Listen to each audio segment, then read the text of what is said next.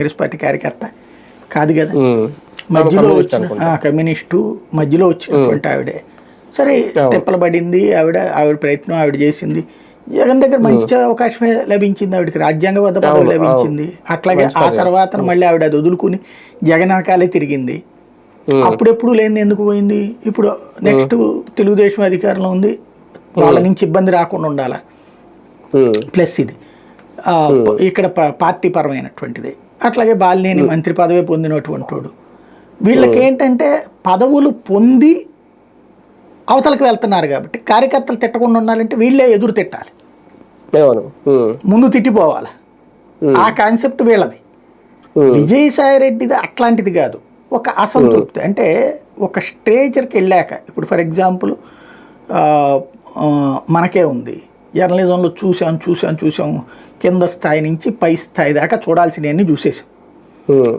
Up ఏంటి, down ఏంటి, మంచి ఏంటి, చెడేంటి అంత. ఇప్పుడు ఒక వెక్సేషన్ ఏంటి, ఈ స్థాయిలో ఇట్లాగ మనం కోరుకున్నటువంటి ప్లాట్ఫామ్ కనిపించట్లేదు. ఇప్పుడు మనమేమి దూషించుకుంటే ప్రయోజనం ఏముంది? మన ప్రయత్నం మనం చేస్తాం అంతే, అంతే కదా. లేదు అది వద్దు అనుకున్నాం, జర్నలిజం కావాలి కానీ అది వద్దు అనుకున్నాం. ఈయనకి అసలు రాజకీయమే వద్దు అనుకుంటున్నాడు. ఆయనకేంటి పొందాల్సిన దాంట్లో వాస్తవంగా అయితే కనుక ఒక ఆడిటర్, అంతే కదా. ఆడిటర్ అనేటటువంటి ఆయనకి ఇవ్వాల్సిన దానికంటే మంచి పొజిషనే ఇచ్చారు. ఎందుకు? జగన్తో పాటు జైలుకి వెళ్ళినటువంటి కారణంగానే.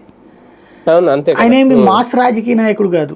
కాకపోతే సరిగ్గా ఇప్పుడు తెలుగుదేశానికి వైసీపీకి ఉన్న తేడా ఒకటే.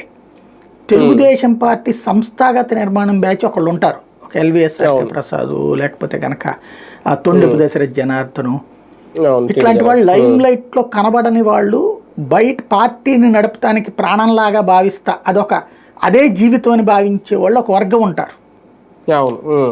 వాళ్ళు పదవులు వస్తుంటే వాళ్ళకి ఎమ్మెల్సీలనినో లేకపోతే పార్టీలో ప్రధాన కార్యదర్శులనో ఇన్ఛార్జ్ అనినో ఎన్టీఆర్ భవన్ ఇన్ఛార్జ్ అన్నో ఇట్లాంటి వాళ్ళు దాంతో సంతృప్తి చెందేస్తారు, అక్కడ ఆ పని చేసేసుకుంటూ వెళ్ళిపోతారు. మిగతాది మాస్ బ్యాచ్